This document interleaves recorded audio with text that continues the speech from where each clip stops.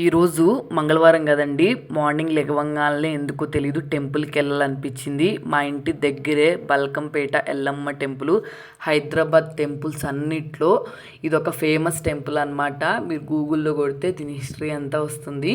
శక్తిపీఠాలు దర్శించుకున్నంత పుణ్యం అనమాట ఈ యొక్క టెంపుల్ దర్శించుకుంటే.